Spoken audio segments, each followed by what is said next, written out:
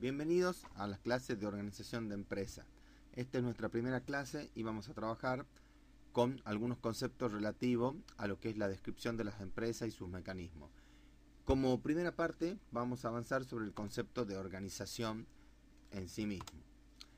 Bueno, una organización es una entidad social compuesta por personas, recursos, tareas y administración que forman una estructura sistémica de relaciones de interacción tendientes a hacer algo. Esto puede ser producir, realizar un servicio, dar un servicio a la comunidad, controlar, como por ejemplo puede ser una repartición del Estado, una organización que forme parte de una repartición del Estado. Lo que es importante es que las personas y los recursos, las personas se organizan y organizan los recursos para hacer algo. Nadie hace algo para que esto no tenga un fin o no tenga algo por lo que ser. Este algo, este fin, este propósito de la organización se va a conocer luego como misión más adelante. La organización en el sentido subjetivo es lo que tiene que ver con el verbo organizar, o sea, es un sistema social que combina coordinadamente medios materiales y humanos con el propósito de alcanzar un fin, sirviéndose para ello de un conjunto de principios y forma de actuación e interacción. O sea, esto significa que la organización en este sentido, en el sentido subjetivo, nos propone organizar estos elementos, disponerlos de tal forma que interactúen entre ellos con un propósito determinado y estén claramente definidas estas interacciones, que sería alcanzar un alto grado de formalidad.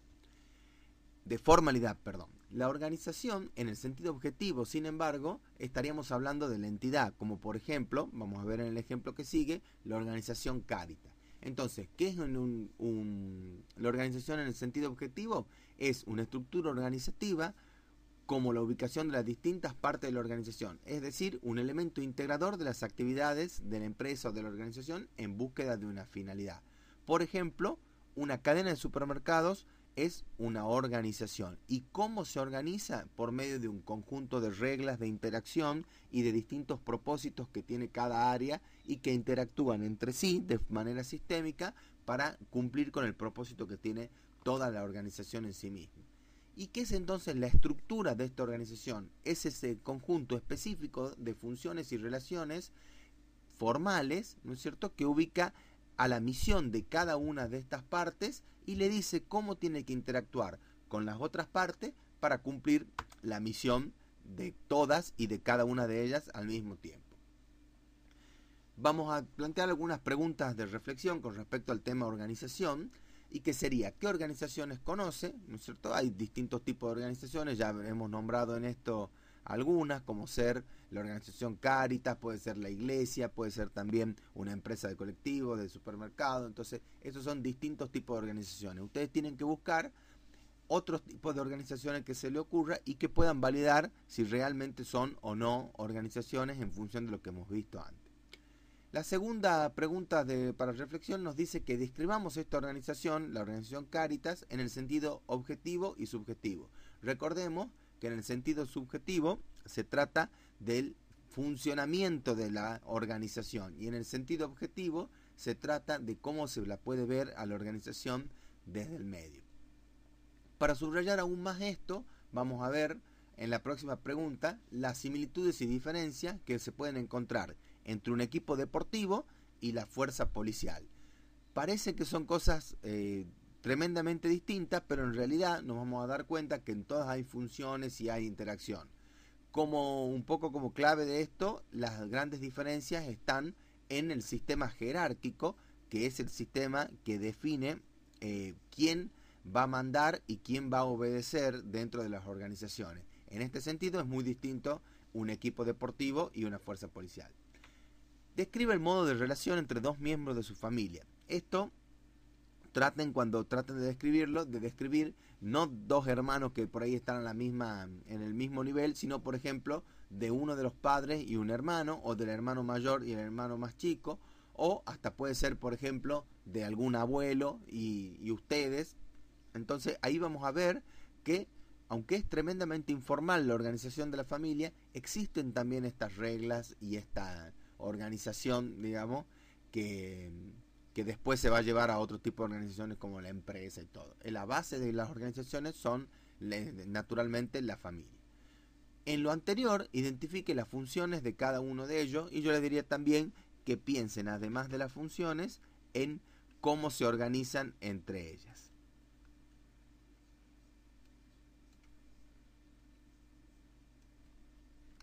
Seguidamente vamos a pasar al segundo tema, que se trata del comportamiento organizacional.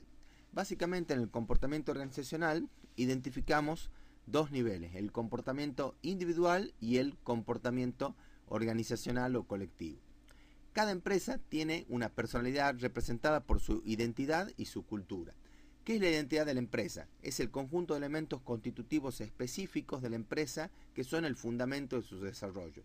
Por ejemplo, pensemos en una empresa como Scania, donde su elemento constitutivo es la calidad y el servicio al cliente. O sea, cuando uno habla de una empresa de Scania específicamente, piensa en esta identidad que tiene, ¿no es cierto? Es la calidad, el servicio al cliente y puede ser también algunas otras cosas que en este momento no sean tan importantes, pero estas dos son sumamente importantes. Cuando nosotros hablamos, por ejemplo, de una gaseosa de segunda o tercera marca, como qué sé yo, Viducola o algo por el estilo, estamos hablando de que por ahí su elemento constitutivo de su identidad puede ser el precio, puede ser una gaseosa barata, puede ser su presencia en algunos tipos de almacenes de barrio o de las afueras de la ciudad, ¿no es cierto? Y puede ser una calidad media, o sea que sea una gaseosa tomable, apetecible, pero no tenga la calidad, por ejemplo, con la que podemos identificar a Coca-Cola. Por otro lado, tenemos la cultura de la empresa, que estamos hablando de un poco ya hacia adentro de la empresa, y estamos hablando de valores compartidos, modos de actuar, modos de ver e interpretar la realidad, comportamientos similares o que se esperan que sean similares entre las distintas partes de la empresa y, por ejemplo, formas de abordar los problemas. Pongamos un ejemplo de la cultura de la empresa. Una empresa que sea tremendamente formadora de recursos humanos y que tenga en su objetivo el desarrollo, la capacitación, el aprendizaje, les va a permitir a ustedes, por ejemplo, como profesionales, que hagan una maestría, una especialización o que hagan algún viaje a otras sucursales o de la misma empresa, otras filiales, para aprender distintos modos de ver, distintas cosas. Otra empresa, por ejemplo, puede tener una cultura totalmente diferente, que sea tratar de que la persona humana rinda como si fuera una máquina. Entonces, en este caso, todas estas cosas que acabamos de nombrar recién, medio que no van a ser posibles. Lo mismo pasa, por ejemplo, con empresas que trabajan muy formalizadas desde el punto de vista impositivo y trasladan estos costos a los clientes, que es lo que debería pasar en cualquier país, pero no siempre es así. Mientras que puede haber otras empresas, como por ejemplo, pensemos en alguien que tiene muchos puestos en la salada, donde decide directamente no tener ningún tipo de pago de impuestos, sino manejarse de alguna manera colateralmente y probablemente esté involucrado en algunas acciones más o menos graves de contrabando, ¿no es cierto?, de pasar la mercadería sin que se registre y todo ese tipo de cosas. Entonces, todo esto hace a la cultura de la empresa. Probablemente tampoco tenga los empleados en blanco, que luego vamos a ver en la materia. Entonces, esos son los dos elementos del comportamiento organizacional de la empresa. Podemos ver también que dentro del comportamiento organizacional tenemos un comportamiento sistémico o asistémico. El sistémico nos indica que cada una de las partes de la empresa trata, por supuesto, siempre de optimizar su propio beneficio. Por ejemplo, cuando ustedes vayan a una empresa y estén como supervisores, ustedes van a querer ganar 10 veces lo que ganan. Pero ese comportamiento sería sistémico. ¿Por qué? Porque si se llevara el apunte a todas estas personas que como ustedes tienen estas aspiraciones, los costos subirían tanto, entonces la empresa no vendería y todos quedarían en la calle. Entonces ese es un comportamiento asistémico. Un comportamiento sistémico es en el que ustedes pretenden ganar lo necesario para vivir, ¿no es cierto? Aunque sea obviamente progresando con todos estos componentes, pero que a su vez se cumple el objetivo de la empresa, que es poder vender su producción y así repartir estas riquezas. Hay comportamientos conscientes o inconscientes, estos son mucho más claros de identificar. Por ahí uno dice, tengo que hacer tal cosa, pero en realidad hago otra. ¿Por qué? porque estoy cansado, porque no tengo buena onda con mi jefe o con mi subordinado. Los comportamientos dirigidos o anárquicos se tratan de que hay empresas que son altamente estructuralistas, como hemos visto en el concepto de organización, y estas empresas, ¿qué van a hacer? Van a tratar de que la persona esté dirigida en todos y cada uno de los pasos. Sin embargo, hay otras empresas, que también vamos a ver en un caso, como por ejemplo Flexitronic, donde el comportamiento es tremendamente anárquico y las cosas funcionan perfectamente bien, cada uno hace las cosas a su manera. Pero ¿cómo se basa para que esto funcione? En un alto compromiso de las personas y un alto nivel de capacitación. Hemos visto también que hay organizaciones que son más o menos formales, tanto en sus niveles jerárquicos como también en su forma de redactar los procedimientos y de seguir los procedimientos. Obviamente todos los comportamientos deben tener relación con sus objetivos. El sistema de objetivos, que luego vamos a ver más adelante, es por sí mismo la definición de algo sistémico, en el sentido que todo va hacia el objetivo planteado por la empresa, que como toda organización vamos a ver plasmado en la misión más adelante. Por supuesto que hay, lo que hemos dicho al principio de la diapositiva, contraposiciones entre objetivos personales y objetivos organizacionales. Todas esas contraposiciones deben ser resueltas en su justa medida para evitar problemas graves con la empresa. Vamos a ver las siguientes preguntas de autoevaluación. La primera nos dice que describamos un comportamiento del tipo anárquico que pueda darse en la misma. Recuerden que el tipo anárquico significa que no tiene reglas ni estructuras establecidas. No quiere decir de ninguna manera que sea asistémico, sino simplemente que es lo contrario a un trabajo, a un comportamiento netamente dirigido. Describe un comportamiento sistémico que puede ser anárquico o bien no, ¿no es cierto? Sería bueno que se hagan el ejercicio de cuáles de las dos posibilidades hay. Y identifiquen bien que se diferencia, digamos, este comportamiento del otro, del anárquico, con el sistémico. No necesariamente, recuerden, están confrontados. Identifique en su curso un comportamiento individual y uno grupal. Acá, por supuesto, no estamos hablando específicamente de que el individual sea sistémico o no, y el grupal, por sí mismo, puede también que no sea sistémico con todos y cada uno de los individuos de los que están conformando el grupo. Como estábamos viendo del comportamiento desde el punto de vista sistémico, lo mismo pasa con la organización. Entonces, el tema siguiente que vamos a ver es la visión sistémica de la organización.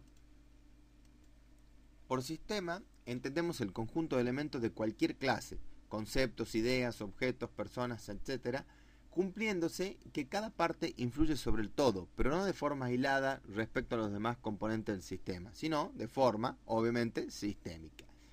Cada posible subsistema tiene las mismas propiedades que el sistema que lo contiene. Esto es importante cuando vayamos a definir los subsistemas.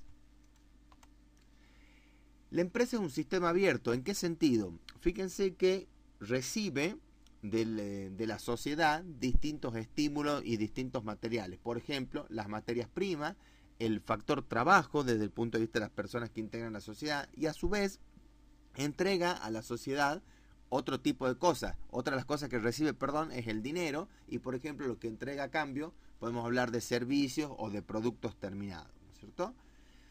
Entonces, ¿qué es lo que pasa si la empresa ha definido unos objetivos determinados y estos objetivos no se están cumpliendo? Por ejemplo, que hayamos definido que tenemos que vender 100.000 pesos por mes y estamos vendiendo 30.000 pesos.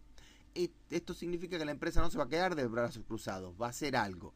Ese algo, basado en lo que se ha censado de la salida del entorno, en este caso las ventas, ese algo se llama realimentación. El proceso de realimentación es entonces cuando se encuentra algo que está fuera de los niveles normales, el proceso hace que en las entradas o en los objetivos vayan cambiando ciertas cosas para que las salidas vuelvan a estos niveles normales. Eso se llama un proceso de realimentación. El propio sistema se va a adaptar o autocontrolar para conservar sus objetivos. Por ejemplo, una forma específica de sistema de realimentación, ustedes la pueden ver en el mismo cuerpo humano, ¿no es cierto? Cuando la persona le hace mucho frío, ¿qué trata de hacer? De quemar energía. ¿Y cómo quema energía? Corriendo o caminando, ¿no es cierto? O moviéndose, que es lo que hacemos, que saltamos un poco cuando hace mucho frío. Eso es un comportamiento sistémico de realimentación. En esta diapositiva vemos el sistema externo, ¿no es cierto? Al cual en este caso está como partido en dos, a la izquierda y a la derecha, pero es el mismo, del cual la empresa toma los insumos, mediante un proceso de transformación hace algo en el que se lo vuelve a entregar, obviamente transformado, al sistema externo, que en este caso podemos hablar de la sociedad, por ejemplo. Y acá abajo vamos a ver que hay un sistema de control. Ese sistema de control se repite tanto dentro como fuera de la empresa, que puede ser el Estado en sus tres niveles, nacional, provincial y municipal, o bien dentro de la empresa, por ejemplo, un sistema de auditoría contable. Bueno, entonces para el sistema externo podemos pensar clientes, proveedores y el Estado, y el sistema interno es la generación de riqueza a partir de procesos de transformación o servicios, como por ejemplo juntar la harina con todos los componentes más la energía que tiene el horno y se hace pan. Los elementos conceptuales del sistema de la empresa son los factores humanos y técnicos de la actividad económica combinados en diferentes centros de gestión y unidades físicas. Acuérdense que la organización hacía que tengamos un objetivo, entonces este objetivo hace que se agrupen distintos componentes en un mismo objetivo. Por ejemplo, en la figura podemos ver que hacia lo primero que tenemos adelante, gente que está trabajando sobre el motor, y por ahí un poco más atrás están trabajando sobre la parte de las ruedas. Entonces los que se especializan en motor vendrían a ser como un subsistema, o lo que se llama acá un centro de gestión. El sistema tiene una estructura, o sea que tiene un orden. Hablamos por supuesto de la parte subjetiva de la organización. Tiene un orden dado de los elementos componentes según la determinada estructura organizativa que define estos órdenes, estos niveles y estas comunicaciones. Tienen un plan común, porque justamente estamos hablando de la visión sistémica, ¿no es cierto? Que hay un conjunto de objetivos planteados por las empresas y que son definidores de la conducta, digamos, a corto y largo plazo de los individuos o subsistemas que conforman la empresa. Tiene funciones características, es lo que habíamos dicho recién, ¿no es cierto? El motor, los neumáticos y este tipo de cosas que se llaman las características funcionales de la empresa. En la empresa vamos a empezar a hablar un poco como compras, como producción, como ventas, como servicio de atención al cliente.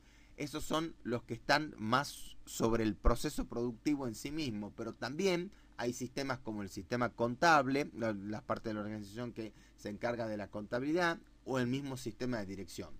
Y por supuesto, todo sistema tiene un conjunto de estados. ¿Se acuerda que hablábamos hace unos minutos de las ventas? Bueno, las ventas son un estado de la empresa, un estado muy importante. Quizá lo que más se fija en la empresa son en sus ventas. Otras cosas que también nos dan un modo de estado son, por ejemplo, los costos o la diferencia con determinados objetivos. Por ejemplo, la penetración regional de una marca de gaseosa, ¿no es cierto?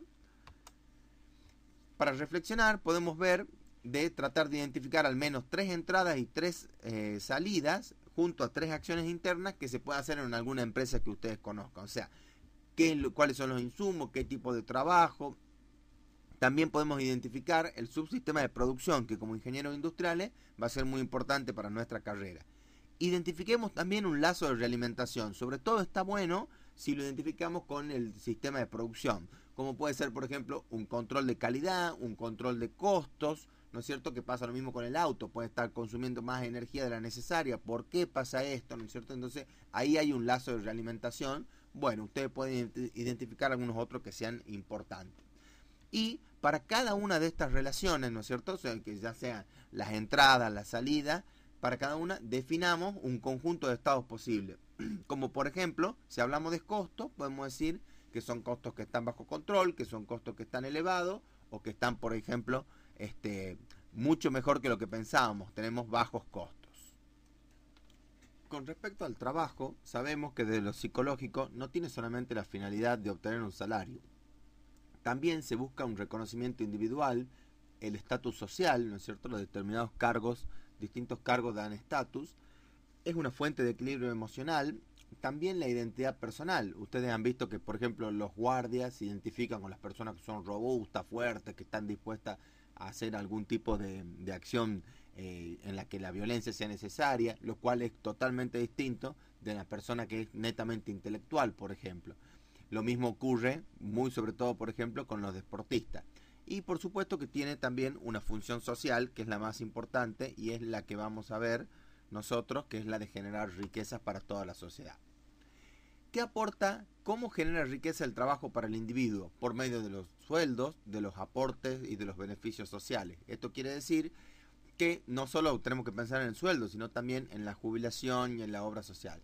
Además, también el trabajo da contactos. Mucha gente trabaja solamente en determinados lugares, hasta gratuitamente o con muy poco salario.